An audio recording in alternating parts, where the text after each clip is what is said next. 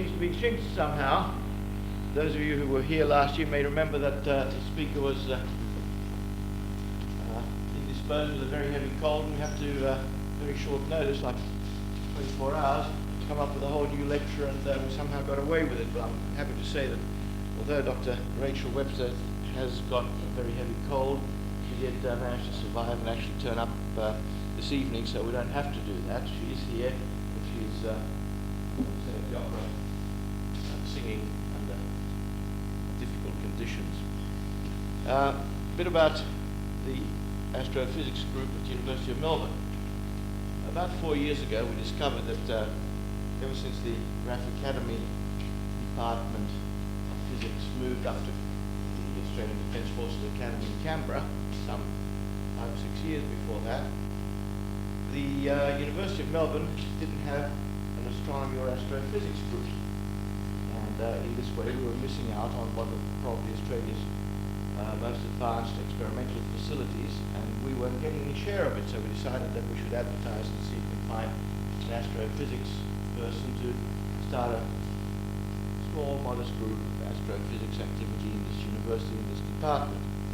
And we did that, and we were extremely lucky. We were really fortunate to find an actual Melbourne person, although she did a degree of monitoring, who after that went to Cambridge to do a PhD in astrophysics, and we found her in this International Institute in Toronto with sort of some hankering to come back to her hometown. And so she got the job, and it was, as I said, one of the best things that happened to us, because her research group that she started at that time has been going from strength to strength.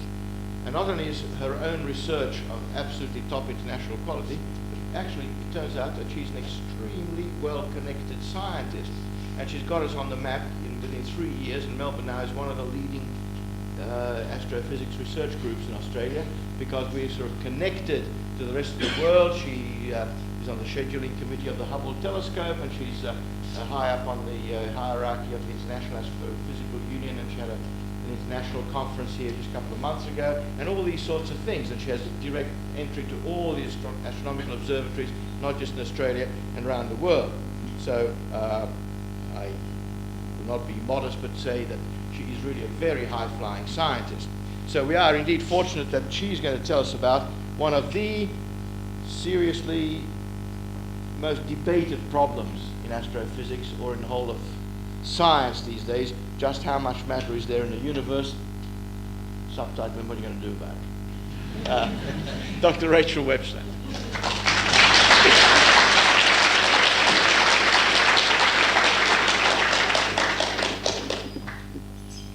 Well, thank you very much, Tony. I can only say that you exaggerated just a smidge there, but anyway, it was very kind of you to introduce me in that fashion. Before I start talking about my topic this evening, let me just reflect back on the School of Physics for a moment. When a new lecturer comes to the School of Physics, one thing that is very forcibly impressed on us is that the way to a student's heart is through demonstrations. And so when we go out, and particularly lecturing for first year physics, we're strongly encouraged to pepper our talks with as many demonstrations as possible. Now, those of you that have been coming to the July lectures for a long time, and in fact the last two in the series, will know that David Jamison here did a wonderful job last week. Was it running a dozen demonstrations or something like that? Jeff Ocat the week before was up at a similar count. I discovered they've given me the topic of dark matter to talk about. Graham Sugwood here suggested that I should have a little lump of hot dark matter for you to have a look at before the evening finished. It's going to be tough. Anyway, I do have one modest little demonstration that we'll get to at the end of the talk. But for the most part, you're going to have to use a little bit of imagination, or in some cases quite a lot of imagination. And what I hope to do is to, first of all, convince you that astronomers aren't completely loopy when they think that there is dark matter, and talk to you a little bit about just how it is that we determine how much dark matter is out there and possibly even get a small handle on what it might be. Okay, so my talk title, just how much matter is there in the universe? And I'll start just by saying a couple of brief things about how we measure mass, briefly talk about what dark matter is or what we mean by the term dark matter. And then I'm going to be looking at two particular sort of scenarios. One is measuring the mass of galaxies, and the other is clusters of galaxies. And there'll be some common threads running through all of this, of course. So just how do we measure mass? Well, in physics, in most of the physics that people in this department do, it's quite hands-on stuff. And if you wanted to measure the mass of something, maybe you come out with a balance beam or a spring balance or something like that. It would be a relatively straightforward matter to compare the mass of one object with the mass of another. But of course, if you're wanting to measure something, the mass of something that's halfway across the universe, this is not a very practical way of going about things. You can't, of course, hold them in your hand. You can't even very directly compare one thing with another, unless, of course, they happen to be interacting in some sort of gravitational way. And in essence, that's precisely the idea that we use when we go about trying to measure the mass of an object in astronomy. The very simplest way you can start to think about it is in the solar system, where we have a model with the sun at the center, and we have things orbiting the sun, planets and other things, comets, whatever you. And what we can do is we can use the motions of those objects orbiting the sun, sort of almost like test particles, to actually determine the mass of the object in the center, which in that case would have to be the sun. So we're going to take that principle and we're going to use that principle in a number of different cases where we go right out into the universe, and that's the basic principle that we'll use to measure mass. Okay, so what is dark matter? Astronomers like to abbreviate things, so dark matter is DM from here on in. Acronyms come up everywhere. So what is dark matter? Well, it's quite simple. First of all, it's something that's got mass, okay? Secondly, we only know about it because of its gravitational effects. Thirdly, and this is of course quite obvious by the time you get here, it doesn't emit any light, otherwise it wouldn't be dark. And the final point to make here is, of course, there are perverse astronomers who really say, what are we talking about, dark matter? Surely this is just a missing light problem. Okay? In other words, we have stuff out there and we can't see it, and it should be emitting light, and it isn't. Well, is this idea of unseen mass completely crazy? Well, let me start by telling you the sort of candidates that we offer as astronomers for the dark matter, and you'll probably come to the conclusion that yes, it is crazy, but that's okay too. One of the candidates that we look at quite seriously is black holes. Most of you know, I'm sure, that a black hole is an object that has mass but emits no light. You'll notice that I've said in brackets there that it's a naked black hole. The reason for that is that when we have a black hole, quite often that black hole makes its presence felt because matter, for example, as in this example here, you might have a black hole at the center of this object here, and then mass falling onto the black hole, and that mass that falls onto the black hole will emit quite a lot of light. Now this is clearly not a naked black hole. This black hole has mass orbiting around it, and when it has mass orbiting around it, we know it's there. But if there were a lot of black holes and they didn't have mass orbiting around them, then perhaps that could make up the missing matter. One of our favorite examples is planets. Possibly the missing mass is in objects that are just too small to have turned on and started burning their fuel, and possibly there's just a lot of rocky objects out there, Jupiters, Earths, whatever you like to call them, and we can't detect them because the emission from them is so feeble. So that's quite a popular option. Almost certainly not correct, though. The final example that I've written down here, and of course this is not meant to be an exhaustive list, are exotic particles. And this is where Graham would get quite excited. These are things that basically we haven't thought of yet. One of the things that we have thought of and thought quite a lot about is something called a neutrino, and Mark Thompson's going to talk to you about neutrinos from the sun next week. But there are lots of other exotic particles, and basically astronomers spend a lot of their time thinking of ENOs and INOs and all sorts of, weird and wonderful things that may possibly be the dark matter in the universe. Now, even if you allow your mind to wander quite freely around these options, there is one rather strong limitation that we have to take note of, and that is that if we actually go about trying to construct the universe, then the matter in the universe, the actual construction of the matter in the universe, is actually rather well understood. We can call it the cosmic chemistry, if you like. And the basic idea here is if you start with a Big Bang model of the universe and then basically allow the mass and the energy in the universe to cool down and form different constituents of matter, then it turns out that we can really quite accurately determine the mass in baryons in that universe. Now, what do I mean by baryons? Well, these are basically heavy atomic particles, so that we're basically talking about the protons and the neutrons. Okay? So if we look at cosmic chemistry, then we can figure out how much of the normal sort of matter, so that's stuff like this, there is in the universe in quite a well-defined way. And the answer we get, and I've couched it here in these terms, in terms of this thing called omega, and I'm going to come back and explain what that is in a few minutes' time. But for the moment, let's just say that the amount of mass in these sort of objects, so that's in hard stuff like this, is really way, way less than we know is in other locations in the universe. So in other words, we know there's got to be a lot more matter in the universe than just the baryonic stuff. Okay, well, let's put that aside for a moment and move on, and we'll come back and see what that funny omega thing there is in a few minutes. Okay, so why are we so interested in this dark matter?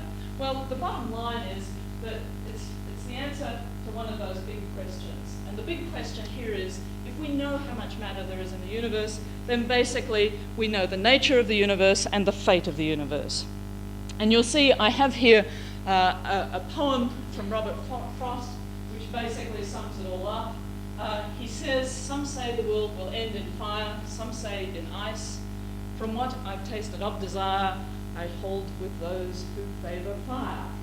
Now, so what's he talking about? Well, there are three possible outcomes to the future of the universe, which we're going to go through in just a moment. But in one case, the universe will just expand forever, and as it expands, it will get colder and colder and colder, and eventually, essentially, if you like, probably all life will disappear from the universe, because in some sense, at least we're warm-bodied, and if we get to this very cold state, presumably we won't be there. The other option is that instead of just expanding continuously, there is in fact enough matter in the universe that this expansion actually is halted, and it turns around and it collapses back in on itself. If that happens, then basically we have a complete reversal of the expansion cycle, and what was cooling off will now start to heat up again, and basically we end up in a big inferno, a big crunch, but it's a big hot crunch, and that's the second option that Robert Frost is talking about. Okay, so that's talking about how the nature of the universe, and what I'm going to do now is to walk you through, I hope in a very obvious way, exactly how we get this basic model of the universe.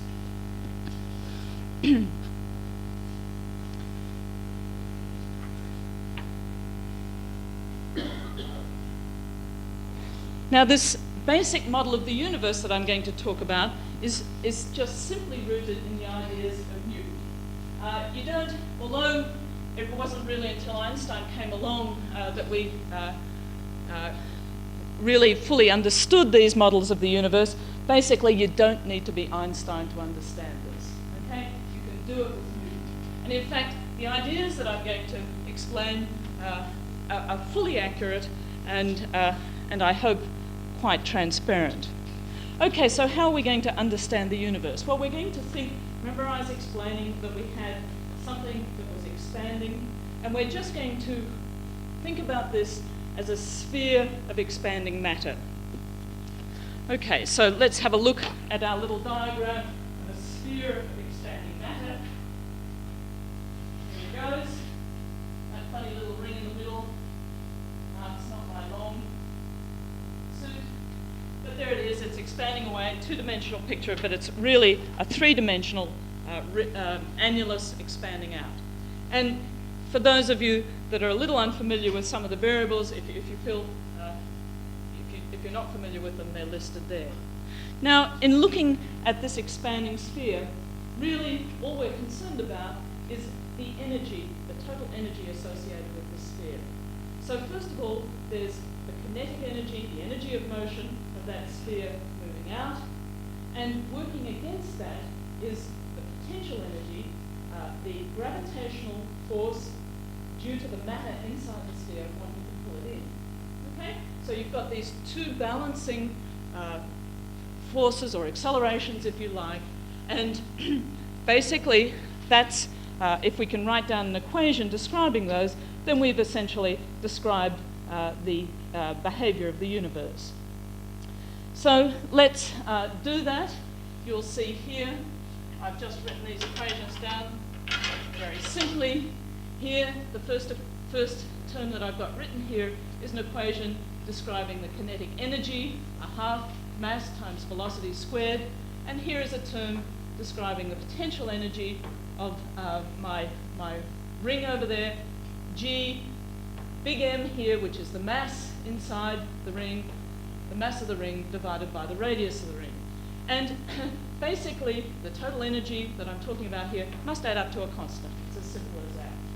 And if we knew the value of this constant, then we would know exactly how the universe was going to behave. Okay? Because remember, I've said these two things are working against each other.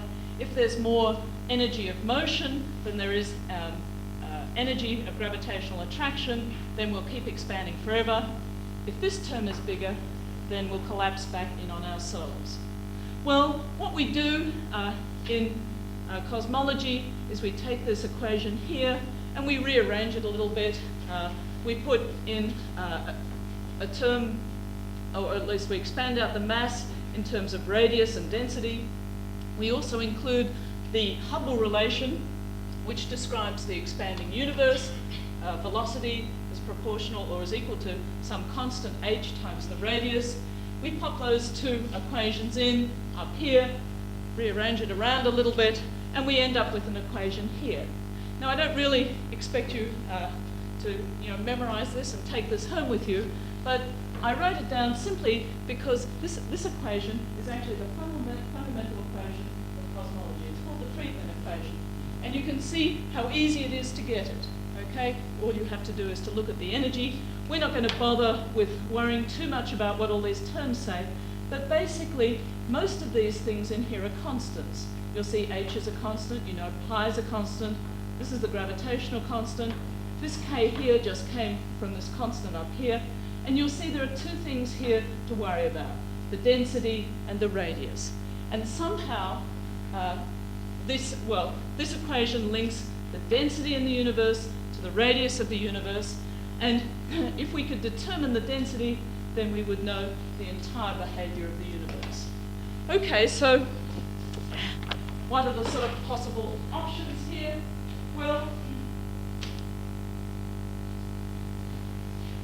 this is a very sort of standard plot that we get of the possible outcomes for the universe, and essentially this equation is written in such a way that I can take k with a value of -1, 0, or +1, and that gives me my three options.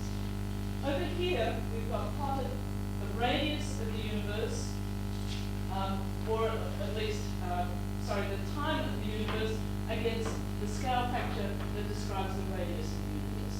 Now, you can think of this radius just as the distance between any two galaxies. So for example, if I talk about an expanding universe, basically if it's expanding, then things are getting further and further apart. And that is indicated up here. So things, as we move up this diagram, get further apart, and this is the passage of time along here. Okay, so what are the three possibilities over here with this constant k? Well, in the case where we have lots of mass, okay, we have a high density, then remember our universe will collapse back in on itself, and that's this option 1. Okay, we expand up, it turns around, and then it collapses back on itself. We also call that a closed universe.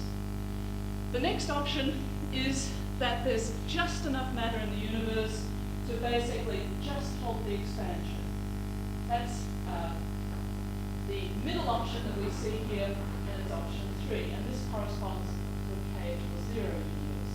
The final option is that there just isn't enough mass and the universe will expand forever. This is Robert Frost's dying in ice, and that's option 2 here. And you can see that it just starts out and then it just continues expanding for all time. Okay, well, that then is a very simple description of the universe. And basically, if we knew which of these options was correct, then we'd know the mass of the universe. Or alternatively, if we could measure rho, we could figure out which of these options was correct, and so on. That's really the goal of our mass measuring exercise. At this point in time, we don't know the answer to that question, but it's possible over the next, 10 years or something. It's just possible that we'll get there. Okay, so where I'm going to go on to now is to try and explain the steps that we're taking to actually achieve that goal. Now, before we go there, as promised, I said I would explain this strange little term omega to you. This variable is a variable used very extensively by astronomers. And what it is the ratio of two densities. The bottom density here is the density that the universe would have today in order to follow option 3. In other words, this critical curve here. Okay, we can work out, we know exactly what that density is, and this is the value on the bottom of this ratio. The top value up here is the actual density that the universe has today, and that's the number we don't know. But you can see that if omega is 1, if we were able to measure omega to be 1, then we'd know we live in a critical density universe, which is this middle option. If omega is bigger than 1, then we've got this option here, and if omega is less than 1, we're with this option here. Okay, let's go back and just have a look at those baryons, because we sort of know something about baryons, and see what the value of omega there is now. Now remember that if omega is 1, we get the closed answer, and you can see from the numbers I've got written there that in baryons, omega is somewhere between about 1 and 2%. Okay, somewhere between 1 and 2%. So what this tells us is that if we do our cosmic chemistry, then basically we're certainly not going to get enough stuff to go for the closed option. But is that the last word on the story? Well, of course, no, it isn't. And what we now want to know is whether or not there are other forms of matter, dark matter, for example, that really exist in large amounts, and in fact, do they exist in sufficient amounts to make that value of omega up to 1? Well, there's the question. Is there appreciable dark matter? The answer is, and I'm a biased astronomer here, of course, the answer is, of course, yes, there's lots of dark matter. And not only is there lots of dark matter, but the problem when we look at it is not very simple. If we try and measure the mass of objects on some length scale, it turns out that the length scale is very, very important. So, for example, if I measure on the scale of stars, basically I get one answer. If I measure on the scale of galaxies, so that's going up the next scale, I get another answer. If I go to clusters of galaxies, I get a third answer, and of course we don't know the answer for the universe. So we can just sum this up in this little table here, there are three traditional scales that we look on: galaxies, clusters, and the universe. We have strong evidence on galaxy scales for dark matter, strong evidence on cluster scales for dark matter, and when it comes to the universe, we just don't know.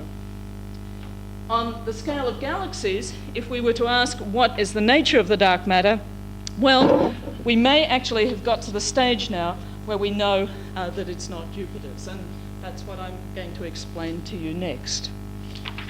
Okay, so how do we measure the mass of a galaxy?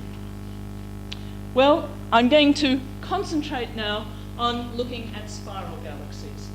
And I'm sure most of you here know what a spiral galaxy looks like, but we have a picture here, just in case you're a little uncertain. This is, of course, from the Hubble Space Telescope, okay, as it tells you here, and you can see this magnificent structure here with these spiral arms. Okay. And how are we going to go about measuring the mass of this galaxy? Well, we're going to use exactly the technique that I talked about for the solar system. In other words, we're going to look at some particle here and look at the way that it orbits around the center of the galaxy. Now, I could use a star, but it turns out that if I use a star, I can only measure the mass in the inner part of the galaxy. In other words, close into the center of the galaxy. And what we're actually going to, or what we actually find more interesting, is to look at the distribution of neutral hydrogen. We call it H1. It just means that it's not ionized. And the neutral hydrogen seems to extend a long way out beyond the luminous part of the galaxy in the spiral galaxy. So you can see here the luminous part of the galaxy quite clearly, but I have an example here of another galaxy, and you can see in the dark part of the center here is the luminous part of the galaxy, and that just corresponds to what you saw on the transparency for this other galaxy a few minutes ago. But you can see in red outlined here is a distribution of the neutral hydrogen. And the neutral hydrogen is extending way out beyond where the light is. Now, what's so interesting about that hydrogen extending out there? I should say there isn't a lot of hydrogen. It's not as if the mass in the galaxy is just made up of hydrogen, but the hydrogen there is a test particle. And what we can do is we can actually look at the movement of that test particle, just the way we look at the movement of planets, and we can actually determine something about the gravitational field internal to that point. Okay, well, if astronomers go out and actually look at the way this hydrogen is moving, then they discover that the velocity of that hydrogen way out in these outer parts out here is still extremely high. And this is represented in this sort of graph here. So let's just stop for a second and have a look at this and see what this is saying.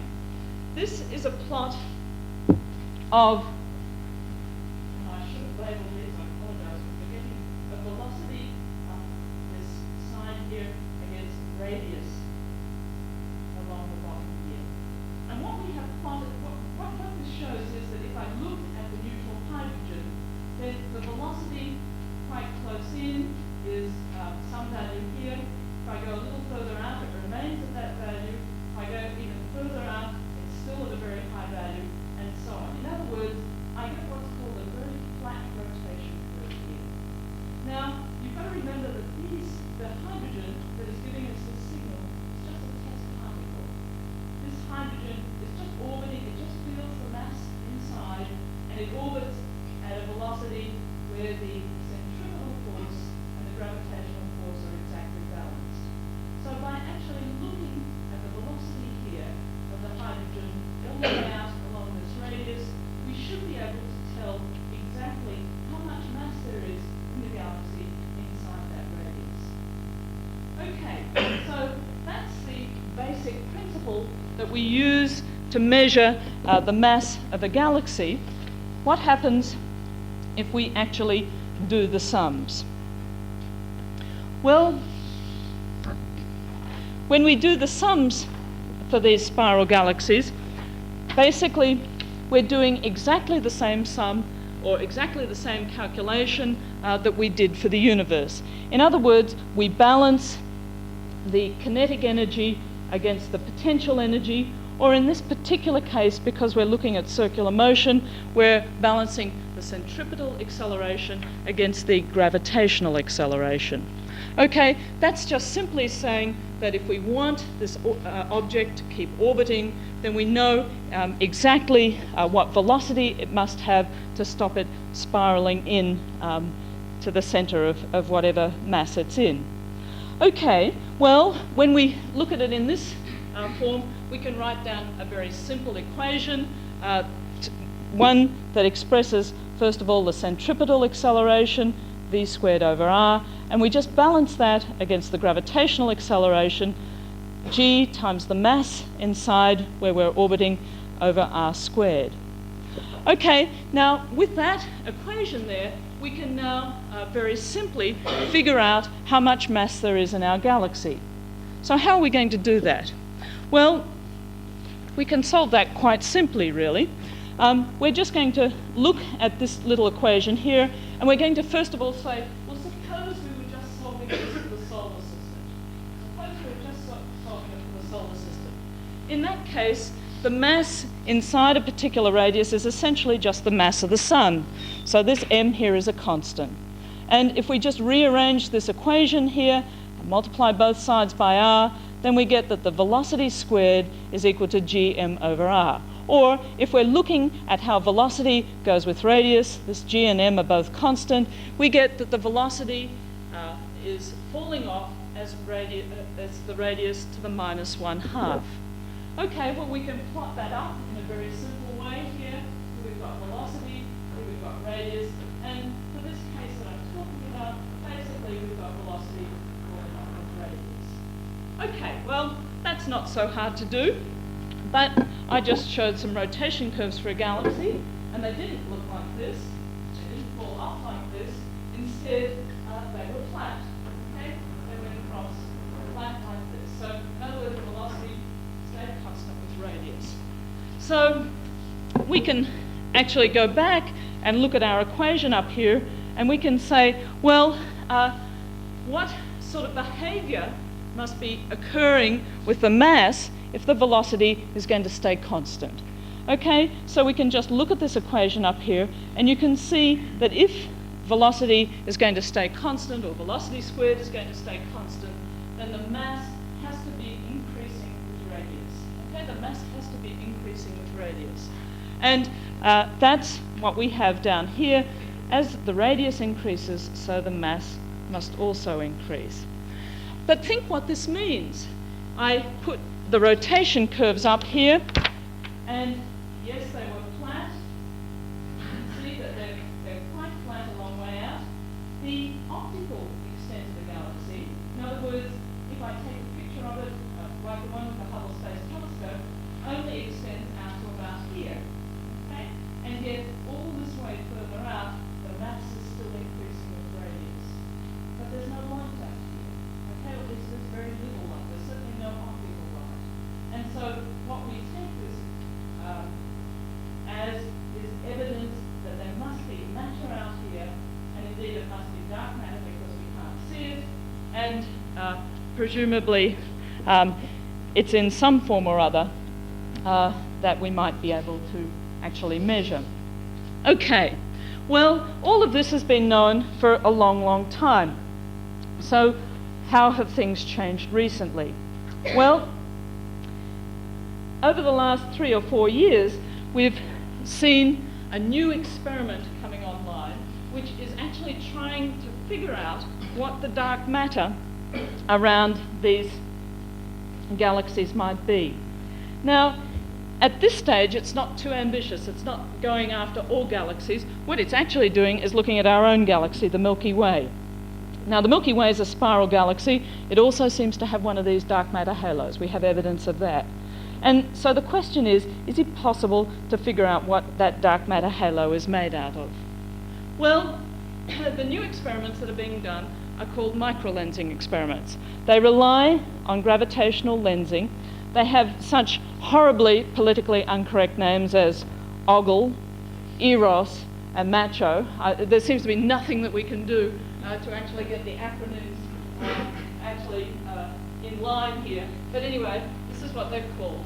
And basically the idea here is that if the dark matter in the halo of the galaxy is in planets or brown dwarfs, then every now and again one of these little foreground planets or brown dwarfs will pass in front of a background star, and the background star will be magnified. Well, that idea from gravitational lensing is very simple. There was only one snag ever about this. You know, in fact, Einstein actually worked all of this out. He knew about this 60 years ago. But the snag is, as written there, if I'm looking at one star, the probability that something will pass in front of it magnified is about 1 in a million. So if you were going to assign your graduate student to a project and say, hey, go watch that star, you're going to need a lot of graduate students if you want to expect to see a result. Now, that was the state of affairs until a few years ago, and then somebody, a clever chap called Bernard Pajinski, said, just a second, suppose I look in a part of the sky where instead of just seeing one star, I can see a million at a time, then Bob's your uncle, I should see a microlensing event all the time. Okay? And so what he suggested was that instead of looking at single stars, we look at a galaxy of stars, or something like the Large Magellanic Cloud, the galaxy quite near to our own. So a number of groups, the ogle group, the eros group, and the macho group, all started doing this, and a lot of us remained extremely skeptical because they had to do this in real time. These guys are actually dealing with terabytes of data, just to give you some idea, and even though particle physicists do this routinely, astronomers aren't really that good at it. Anyway, they've done it, and they've actually done it quite successfully, and they have some results. Now, before we just look at the results, let me just tell you a little bit more about microlensing. Microlensing is actually gravitational lensing by stars, as we've already said, and what happens is that if a foreground star passes near the line of sight to the background star, then we get two images forming. And we can look at this little diagram here and see exactly how this works. The blue stars here are the foreground star. Okay? The red star here, traveling along, is the background star. And if we have gravitational lensing occurring, then basically you can see with these little hatched images here, you'll see two images forming of the background star. So we're going to have another look at this in a moment. So if you've not seen these lensing diagrams before, we'll look at it in a little bit more detail. But what you can see from what I've drawn here is that the background star is moving with respect to the foreground star, or if you want to look at it another way, the foreground star is moving with respect to the background star. But anyway, it doesn't really matter. The point is that over time, there's a change occurring. And the time scale here is actually quite short. It's tens of days. So you can actually see this fairly much in real time. What you can't see in these microlensing experiments are these two images here, okay? Because they're separated by very, very small angles, micro-arcseconds in fact, okay? And that's something we absolutely can't tell apart. But what we can see is the sum of the two images, and that will come about as a brightening of the star. So what we'll actually observe, if we're observing this, is first of all the star is at some low level, then after a little time it brightens, and then it dims away again. And you get that nice symmetric curve that's shown there. We have a modest example here. I should say a lot of this stuff has just been pulled off the World Wide Web. The ogle team in particular are very open about their data. If you know the web address, you can just go in and you can pull a diagram like this off. And in fact, the next one I'll show you also came off the web. And what this is 4 pictures of the same field of stars. Now, the first thing anybody who knows anything about astronomy will see is that these are really crappy pictures, okay? These stars are awfully big. This is not good data, and it doesn't even need to be good data because you can certainly see the microlensing event. And what's happening, you can imagine is that these guys are getting huge plates and they're scanning all these plates and they're looking for something that does this. You can see there's a star there, it's quite faint, it gets brighter, it's dimming away again here, and here it's gone back to where it was before.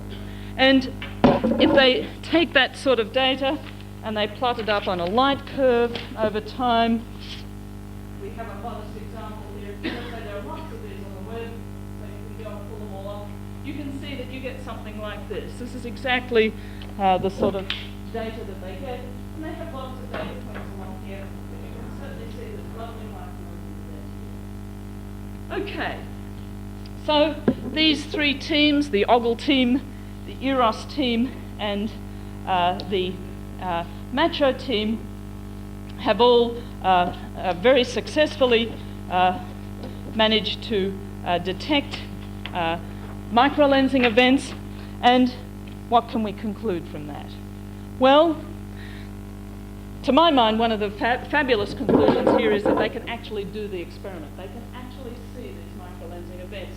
So they can look at 1 million stars on a regular basis and they can see one of them changing. And I think that is truly extraordinary. Now, apart from that, what else did we find out? Well, we found out, first of all, that there are too few of these microlensing events when we look towards the Large Magellan Cloud. There are almost certainly too few of them for the dark matter around our galaxy to be in the form of planets. Okay? That's actually a rather important result. So what it means is that if we want the halo of our galaxy to be made of dark matter, then we can wipe out the planets as one of the options. Now, these guys have actually also been looking towards the bulge of our galaxy, and they've seen microlensing events of the background stars in the bulge by stars in the foreground of the galaxy. And of course, in that case, just to be unutterably perverse, they've seen many more events than they expected, perhaps as many as 10 times the sort of number of microlensing events as they expected. This has got nothing to do with dark matter. These are just common or garden stars, but it's kind of interesting because what they've probably discovered is that the galaxy we live in actually has a bar in it. It's actually an elongated bar which is probably pointed right towards us. And that's something that you would never, ever have expected if you went out at night and just looked towards the center of the galaxy. Okay, well, that's the story with the galaxies. Yes, there's dark matter. It's probably not in baryons, but there definitely seems to be some of it there. Now, let's go to our next scale, which is clusters of galaxies. And, of course, the story gets even better there. We certainly know that there's dark matter in clusters of galaxies as well. Now, just before we look at how we do that, let's just make sure, I don't know if you are particularly aware of what a cluster of galaxies looks like, but here's a picture here. This is actually a nearby cluster of galaxies. This one's called Fornax. And you can see that if you see it on the sky, there are galaxies here. This is a nice, in fact, this is a barred spiral. I did look for one so I could show you what our galaxy probably looks like to an outsider. You can see there's a bar here. That's what we now think our galaxy looks like. But there's lots of other galaxies in this picture, all sorts of different shapes and sizes. But what probably should strike you is that for the most part, there's a lot of empty space in this cluster of galaxies. Okay, lots of empty space.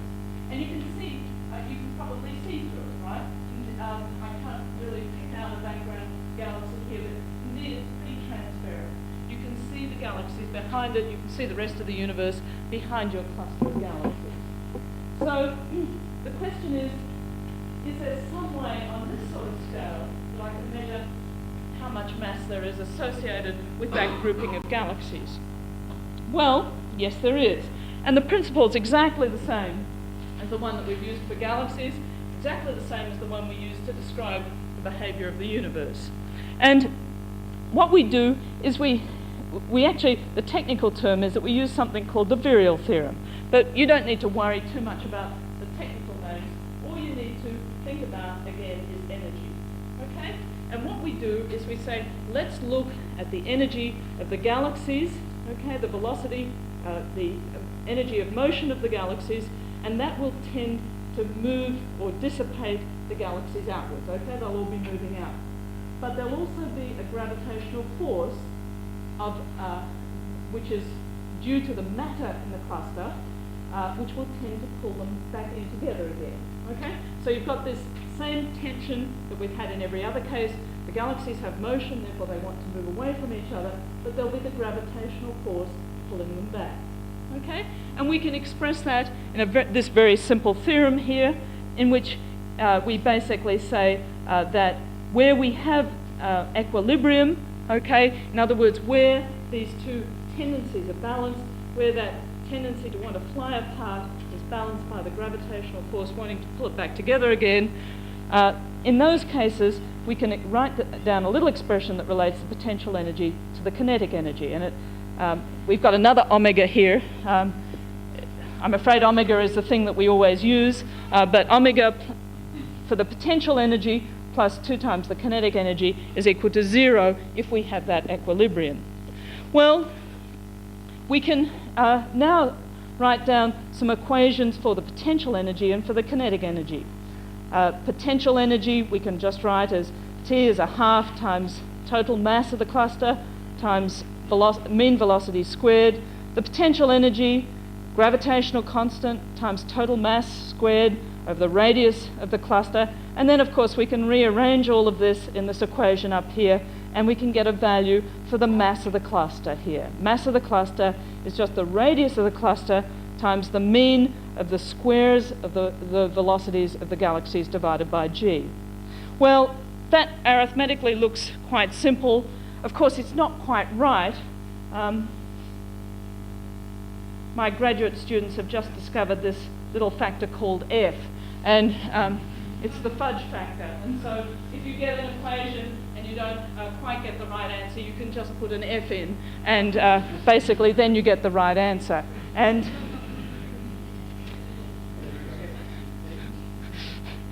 anyway, with the f in, we now have the right answer for the cluster of galaxies. Okay, now both r and v squared are measurable. We can go out and we can sort of measure the radius of the cluster, and we can measure the velocities of the galaxies in the cluster, and we can find out what the mass of the cluster is. And if we go out and do that, we get a very interesting answer. And the way I'm going to express the answer is in this following way here. Suppose that my cluster has some number of galaxies which we're going to call n. We know the mass of each of those galaxies, more or less, using the sort of arguments that I mentioned previously from H1, and therefore the mass of the cluster in galaxies is just those two things multiplied together. Okay? That's quite simple. However, if I go and apply the virial theorem here, I measure the velocities, I measure the radius, and I work out the mass of the cluster, assuming that it's in equilibrium, then I get a very different answer. I get n times m galaxy multiplied by about 20. Okay? Now that's a big difference, even in astronomy. And what that says is that it looks like there's about 20 times as much matter in the cluster of galaxies as there is just in the galaxies.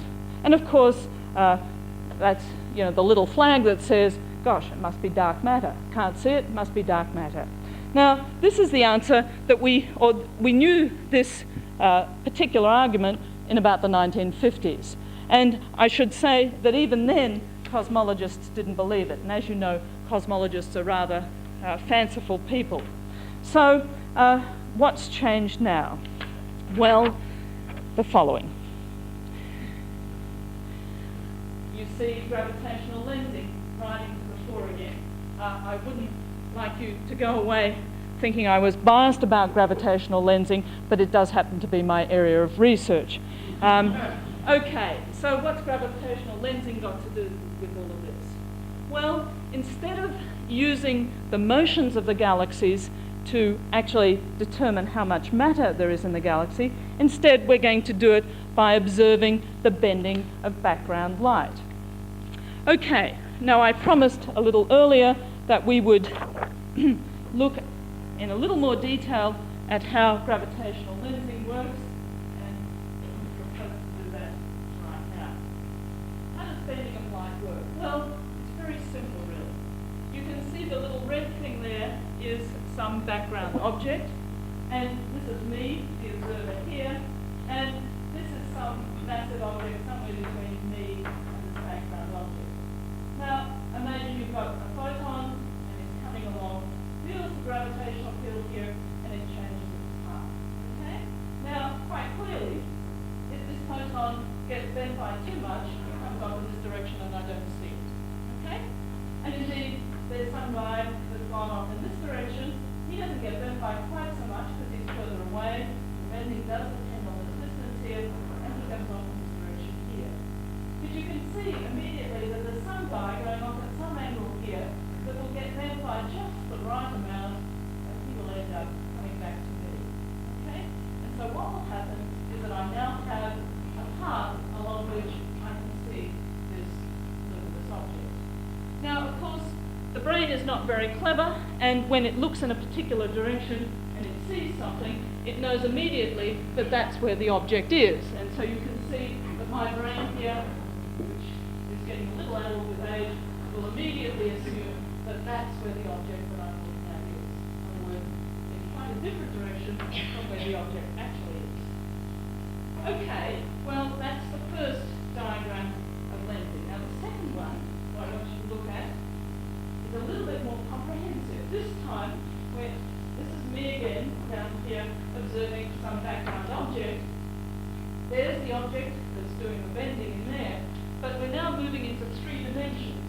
Now remember that here's a light ray that gets bent and actually meets my eye, but if you think about it, there's also one coming along here, okay, and in fact there's a whole ring around in a three-dimensional plane will get bent back to me, the observer.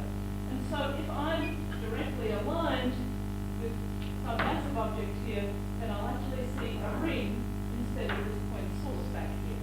And that ring is given the charming name of an Einstein ring, since Einstein is the first guy to think that this might happen. Now, what on earth, you might say, has this got to do with measuring the mass of a cluster of galaxies? Well, the answer is that basically, if I were to see a ring of light around a cluster of galaxies, then that ring of light gives me a way of absolutely measuring the mass of that cluster of galaxies.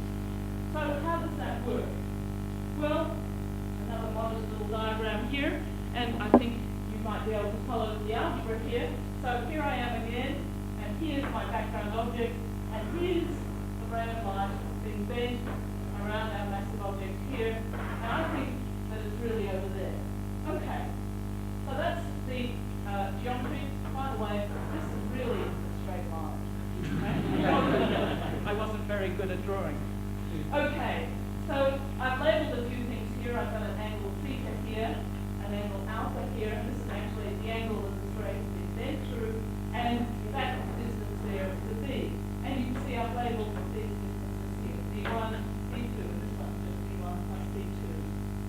Okay, let's look at a very simple equation now.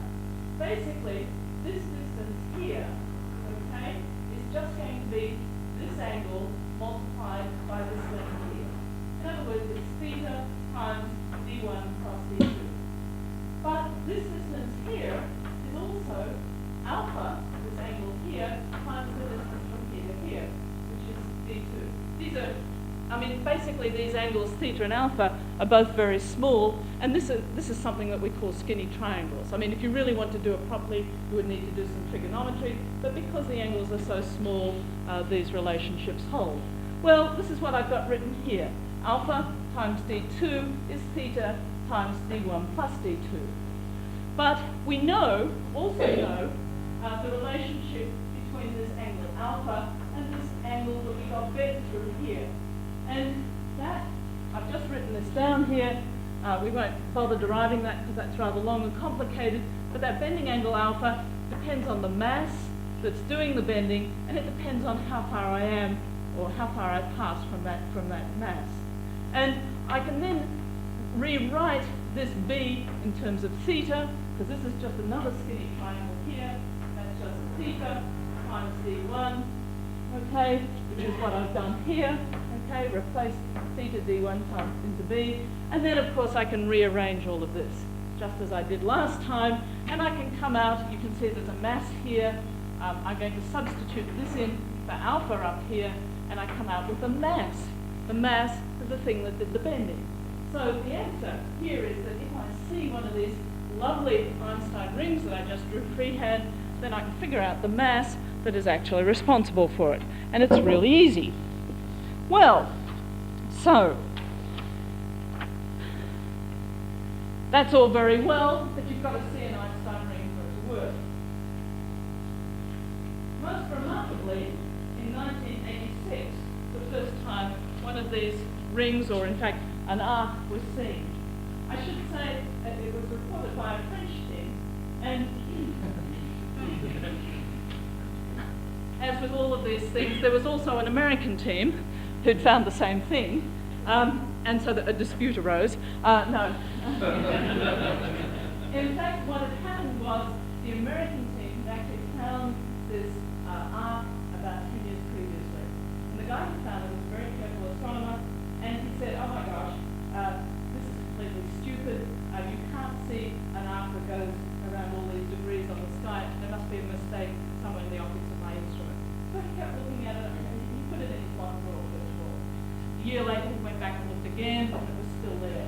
When he looked on another telescope, it was still there. He scratched his head and said, it doesn't make any sense. He put it back into one drawer. And he did that for 10 years. And then a French team came along, and they looked at it, and they said, gravitational lens trick. Let's go to nature and publish it. And they did. And so, of course, they got the credit for it. But since that time, so in 86, there have been many, many of these lenses found. And I want to just throw this one up. This came off the web as well. If you go to the Hubble Space Telescope page and look at the archive there, then you'll see this picture. And this is, I think, truly one of the most magnificent things that has ever come off the Hubble Space Telescope. Let me just guide you a little bit with this. I'll also point out here, Warren Couch, University of New South Wales. It's not NASA, it's Australia. Anyway, so the PI on this is an Australian astronomer. But you can see here a cluster of galaxies. These are indeed galaxies, all these bright fuzzy things. This cluster is about a third of the way across the universe, and what you can see are a series of magnificent arcs. And where you're sitting, I'm sure you can see the circular symmetry associated with these. And these are exactly the same as those Einstein rings that I drew on the board. Okay, well, let's even go a little further than this and have a look at our own example of an Einstein ring. Let's see if we can make this work.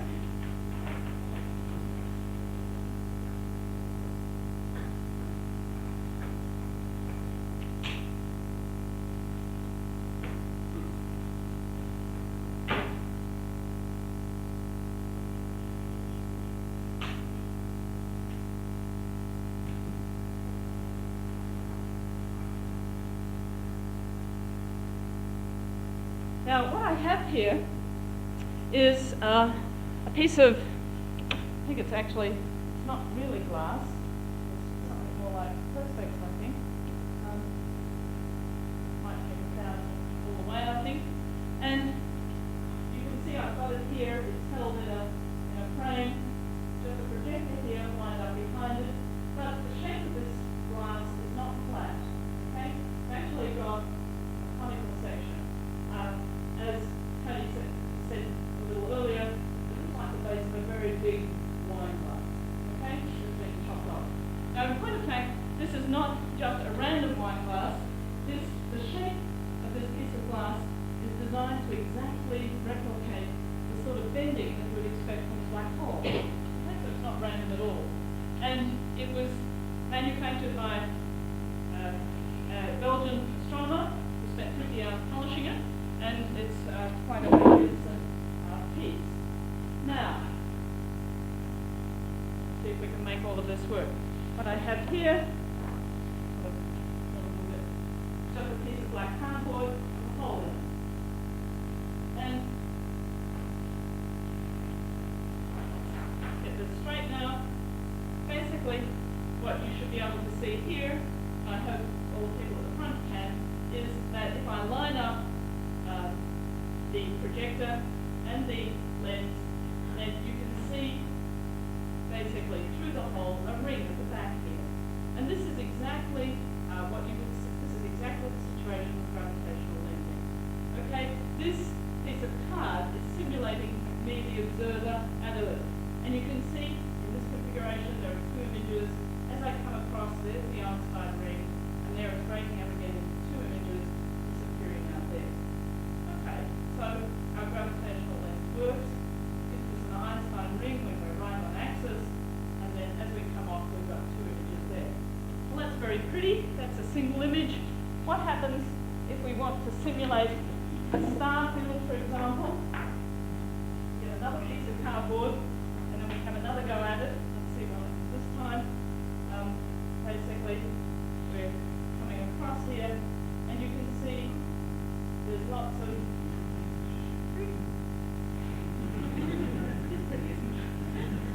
okay, now all this is just a piece of cardboard with a few coloured holes in it. Okay, but you can see the effect as I come across the lens. There's an Einstein ring for that red one. There's a blue one going across this Einstein ring, and so on.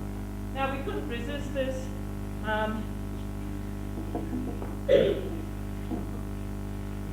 had a gravitational lensing conference here a couple of weeks ago, and astronomers have a terrible sense of humour. So this was the sort of thing they wanted to see, right? Can you see what this is? This, in fact, actually, well, I should probably show you first of all what it is. If I can get it focused, can I?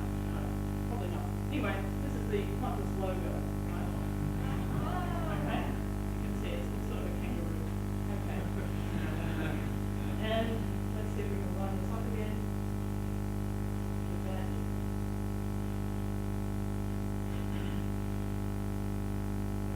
But if we take this across, it will also perform very nicely as a gravitational lens. So you can see one kangaroo coming in, the other one's kind of smushed up there, but there it goes.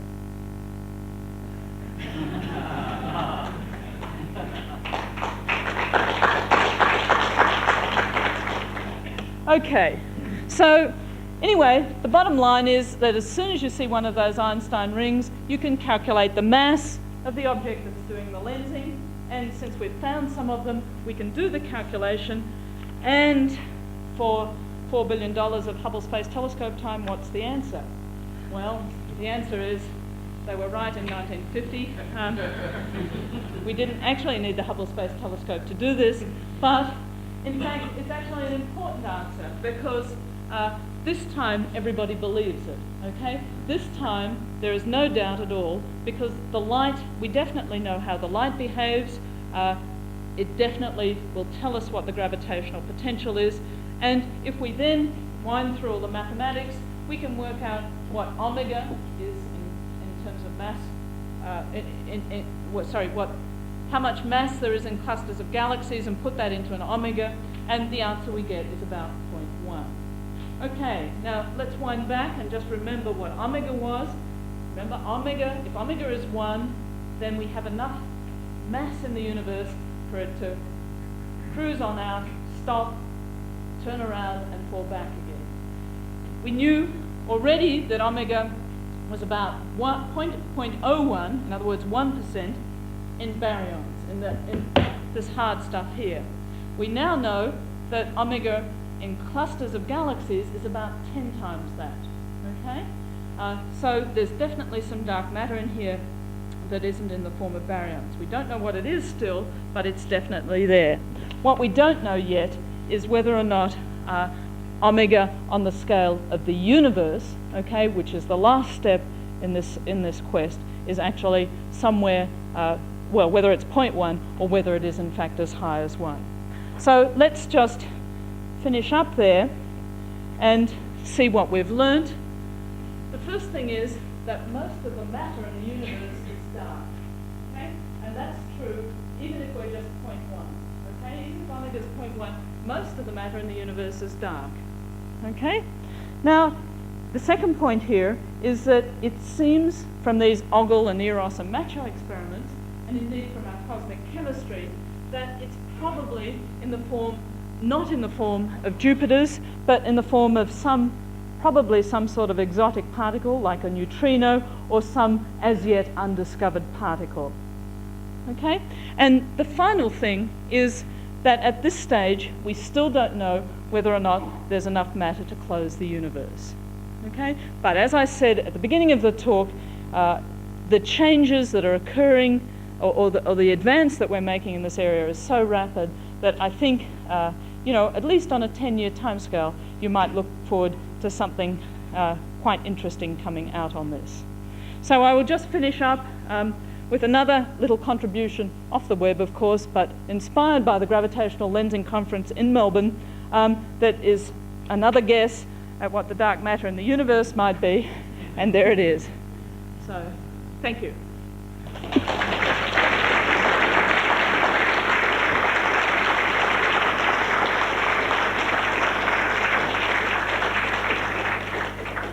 So we have time for a few questions. Are there any? Yes, sir.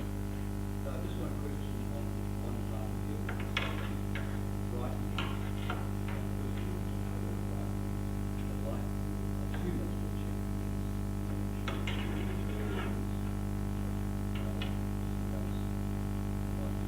Yeah.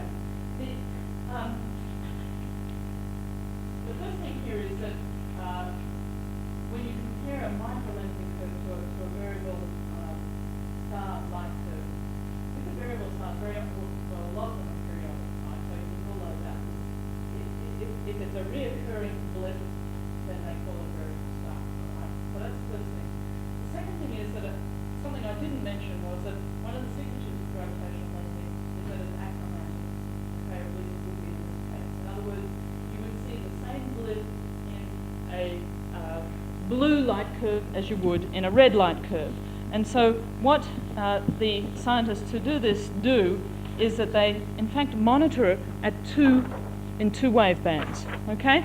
And what you'll actually see along the top of these plots, you'll see is a V minus I magnitude. So they've looked at it in two different colors, V and I, and that's the blip is the same in both, is what this top curve is telling you, because the difference between the two is constant with time, okay?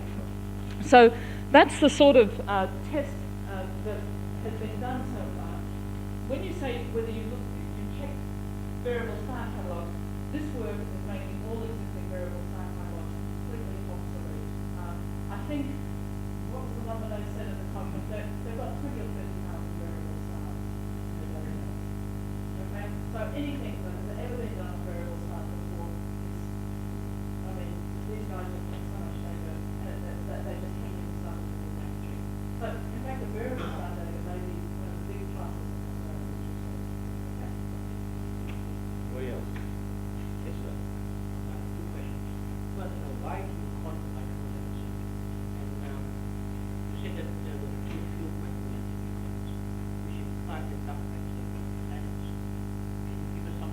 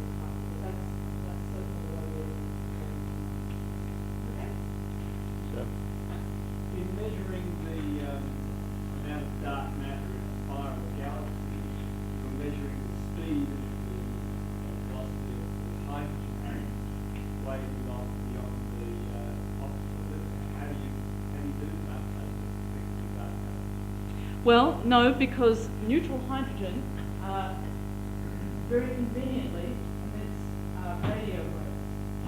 Okay, and there's a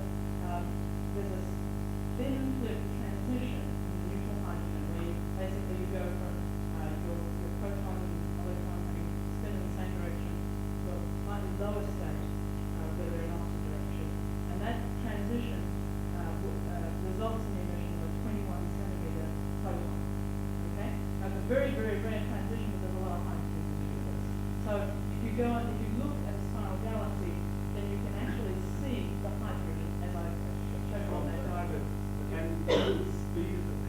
Okay. Remember, so we're thinking about this hydrogen atom actually traveling with the velocity around the galaxy. Now, of course, if it were in the planet star, that would be very comfortable.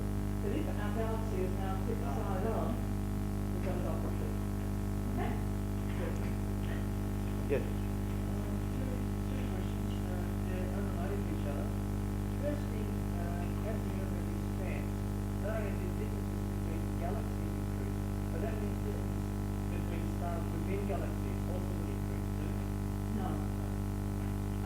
Would you like to, but basically, the galaxy is gravitationally bound, right? So, I mean, it's sort of like, the star doesn't exist.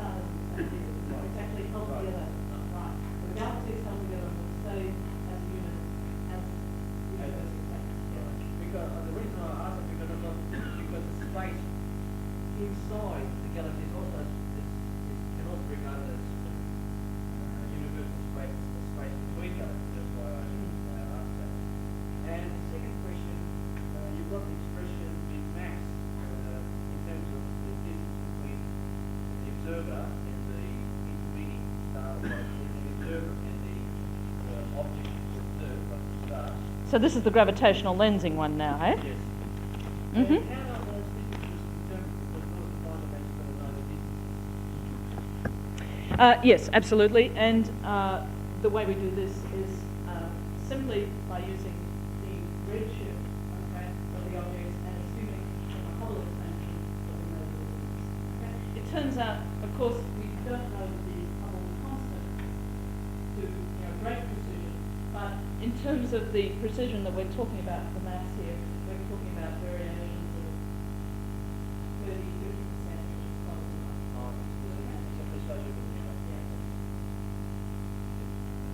Any questions from the big elephant that's forming in my Oh, I pulled it out of the air.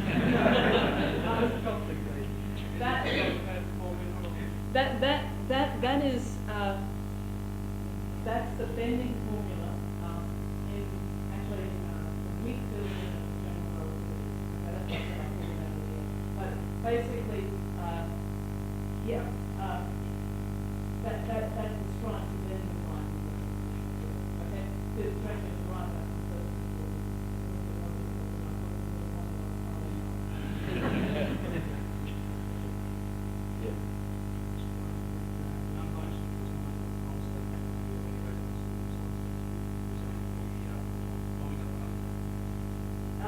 yes. Yeah.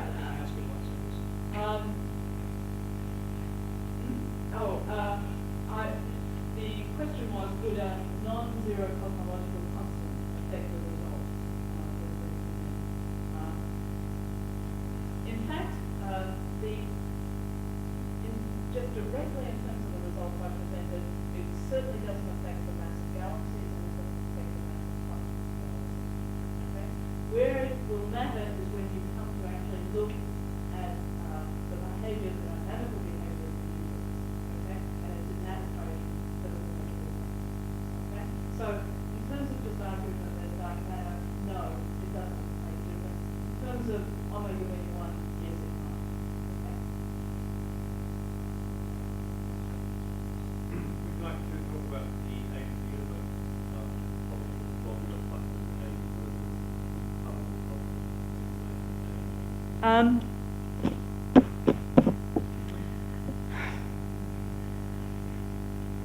For those of you who are not familiar with this, basically, if you measure the Hubble parameter is related to the age of the universe. bigger the Hubble parameter is, the younger the universe is. Okay? In recent times, the Hubble parameter has started to be tied down at a value of around about 70, okay, which gives a fairly young age for the universe, maybe 10 to the 10, a little over 10 to the 10 years. People who do calculations for the ages of stars in globular clusters think that the older stars are about 1.5 by 10 to the 10 years old. In other words, older than the universe. This appears to be a contradiction. Now, there are a number of ways out of this problem. Of course, the measurement of the Hubble constant could be wrong. However, I suspect that we're starting to get that right now. A second possibility is that the age of the stars is wrong. And this is one I think hasn't been taken seriously enough. The way we determine the ages of stars is to write down the equations that we know describe the evolution of stars, okay, and then to integrate them up on the computer. Now, it's one of those cases where what you put in is what you get out, okay? And if we haven't fully understood stars and what goes into stars, then those ages may not be as accurate as we think they are. So that's one possibility, okay? Another possibility is the option that was mentioned up here, which is that the cosmological constant may not be zero. You know, I mean, maybe it isn't. So those are the sort of range of possibilities, I guess. Yes, out the back. The mass of M there, is it the mass of an actual galaxy, or the total mass of the galaxy, or is it the mass of a particle there? And then is it significant, the fact that that can be calculated by measurable values, such as D1 or D2, showing G as a constant? That particular formula, that mass there, is the mass enclosed within a ring, the Einstein ring. Okay? So, if you like, if we put up a picture of one of those, real clusters, it's the mass enclosed within those arms. Okay? Now, then you say, is it significant that just by measuring a couple of distances we can get the mass? Yeah, sure. I mean, this was the point I was trying to make, is that once you bring gravitational lensing into this, you just measure a couple of distances and you've got the mass. And there's really, I mean, you know that the light isn't doing anything funny, you know how light behaves, and there's always some controversy about whether or not we knew how galaxies behave in the cluster. Okay? We know how light behaves, and we know the distances to within, I mean, there is an error on the distances, but it's not a factor of 10. Okay? It's only as, the beauty of it is, it reminds me of the elegance of the old year 12 physics, where we used to aim to get people to get these beautiful formulas on which you were dependent only on the facts. One final question, does this gentleman?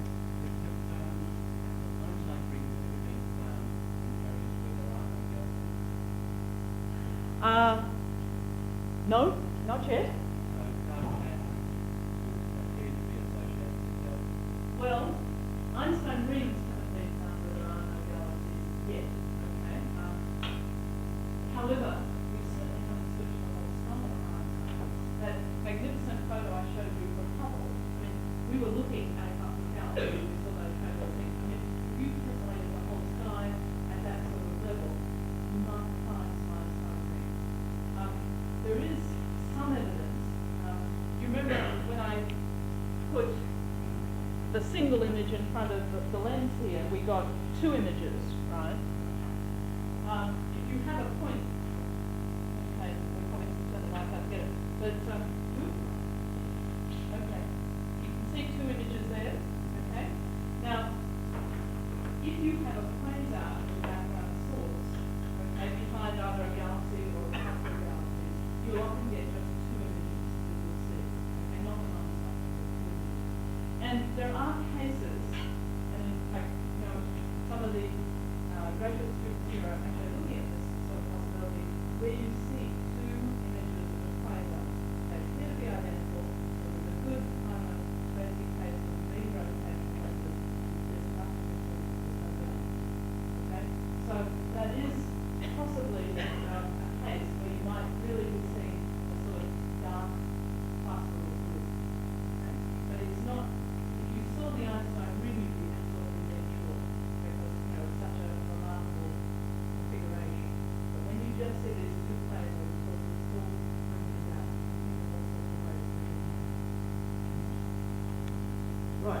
very much. Ladies and gentlemen, isn't it great when you have somebody who actually knows the subject to answer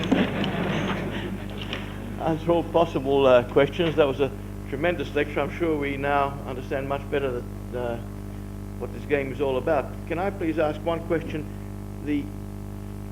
How long between the time that microlensing was postulated and it was actually discovered? It's all terribly recent, isn't it? Well, the first cases of microlensing were actually discovered in a quasar spectrum, not in these galaxy things, as you may know. And it was first postulated only, perhaps 10 or 12 years ago. Yeah. It's all terribly recent stuff. I also want to point out that whilst the whole generation of physicists were kind of making a very honest and good living out of this solar neutrino problem, it now appears that this problem is going to go away, and what are we going to do for a living? But Dr. Mark Thompson is currently overseas, and I'm sure he'll come back next Tuesday with the latest information on this whole subject. So please come along, because this is another one of the really great fundamental problems of our times, of what's going on in the sun and what's happening to all these neutrinos. So with that, I would just like you to join me in thanking Dr. Webster for a very, very illuminating talk.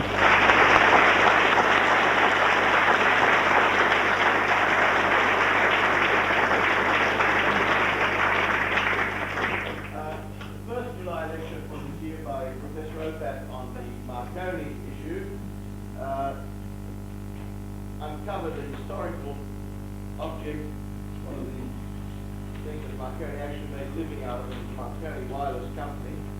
Professor Opat was talking about this object, and Mr. Ralph Sinclair, one of the regular friends of the July lecture in physics, actually discovered one of these things in his basement. They brought it along very kindly, and our workshop has lovingly restored the thing. If I can get it going,